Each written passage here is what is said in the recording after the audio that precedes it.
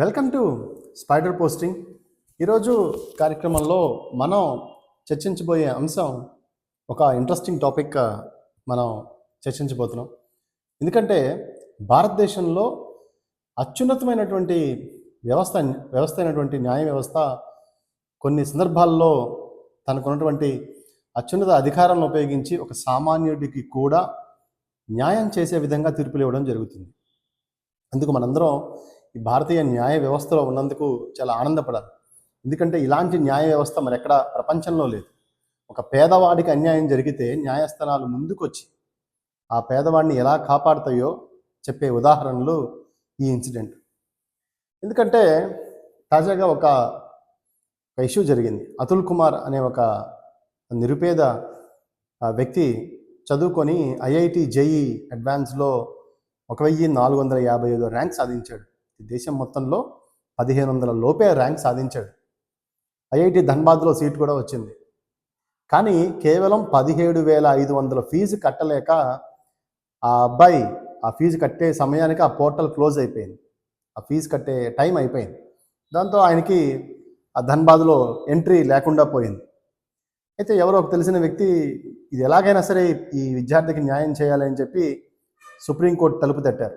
సుప్రీంకోర్టుకి వెళ్ళి ఈ పేదవాడికి అన్యాయం జరిగింది, ఎలా అయినా సరే ఈ పేదవాడికి ఐఐటిలో సీట్ వచ్చేలాగా ఆర్డర్ ఇవ్వండి అని చెప్పి సుప్రీంకోర్టుని ఆశ్రయించడం జరిగింది. వెంటనే సుప్రీంకోర్టు విచారణ చేపట్టి ఖచ్చితంగా ఫైనాన్షియల్ క్రైసిస్తో లేదా డబ్బు లేదు అనే ఒక నెపంతో ఒక విద్యార్థికి చదువు ఆగిపోవటం చాలా దారుణం, ఇది మన రాజ్యాంగ స్ఫూర్తికి విరుద్ధం, ప్రజాస్వామ్యానికి విరుద్ధం అని చెప్పి వెంటనే ఆ విద్యార్థికి మరి ఫీజు కట్టే అవకాశాన్ని, అదేవిధంగా అతనికి ఎన్రోల్మెంట్ చేసుకునే అవకాశాన్ని కూడా కల్పించింది. సో భారత రాజ్యాంగంలో మనం చూస్తే ఒక సామాన్యుడు కూడా సుప్రీంకోర్టు మెట్లెక్కితే తన ఫండమెంటల్ రైట్స్ ఏవైతే ఉన్నాయో వాటిని ఖచ్చితంగా ఎక్సర్సైజ్ చేసుకోవచ్చు అనేది ఈ ఉదంతం తెలుపుతోంది. అయితే సుప్రీంకోర్టు మన ఫండమెంటల్ రైట్స్ కానీ సుప్రీంకోర్టు చెప్పిన తీర్పుల వివరాలు మనం ఇంకొంచెం లోపలికి వెళ్తే article 21A of the constitution మనందరికీ కూడా రైట్ టు ఎడ్యుకేషన్ చెప్తూ ఉంది. సుప్రీంకోర్టు ఉటంకించింది ఇవన్నీ కూడా. సో 14 సంవత్సరాలు నిండిన లేదా పైబడిన ప్రతి వ్యక్తికి నిర్బంధ విద్య ఉండడంతో పాటు ప్రతి విద్యార్థి చదువుకునే హక్కు ఉండాలి, ప్రతి విద్యార్థికి చదువుకునే హక్కు ఉండాలి, మెరిట్ ఉండి డబ్బు లేదు అనే నెపంతో చదువు ఆగకూడదు అని చెప్పి ఉద్దేశంతో నిర్దేశించిందే ఆర్టికల్ 21A.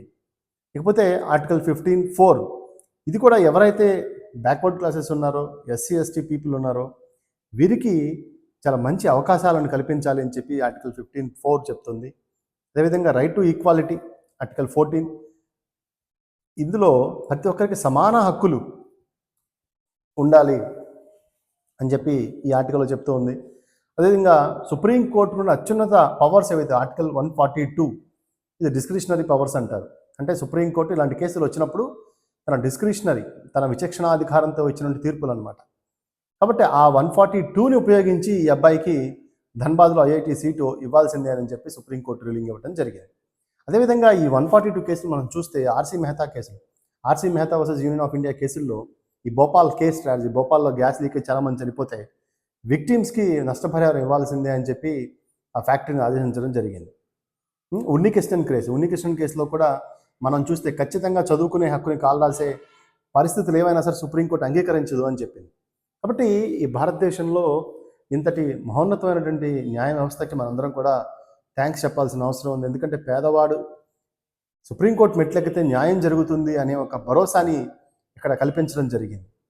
ఎందుకంటే కేవలం 17,500 లేవని చెప్పి ఒక అత్యున్నతమైనటువంటి ఐఐటీస్లో సీట్ సాధించి కూడా లోపలికి వెళ్ళలేని పరిస్థితి ఉన్నప్పుడు ఏం చేయాలో తెలియక సుప్రీంకోర్టుని ఆశ్రయించినప్పుడు సుప్రీంకోర్టు ఇన్ ఫేవర్ జడ్జిమెంట్ ఇవ్వడం అనేది చాలా ఆనందదాయకమైన విషయం. కాబట్టి ఇవన్నీ కూడా మనం చూస్తూ ఉంటే మన భారత రాజ్యాంగంలోని ఆర్టికల్స్ కానీ లేకపోతే 142 డిస్క్రిషనరీ పవర్స్ ఇవన్నీ చూస్తూ ఉంటే ప్రజల యొక్క రక్షణ కోసం ఎంత పటిష్టమైన చట్టాలు ఈ భారతదేశంలో ఉన్నాయో మనకు అర్థమవుతూ ఉన్నాయి.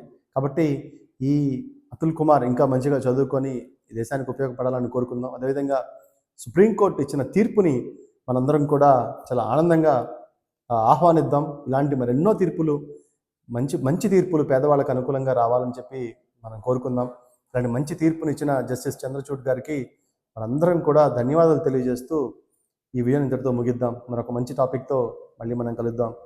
ఇంతవరకు సెలవు. నమస్కారం.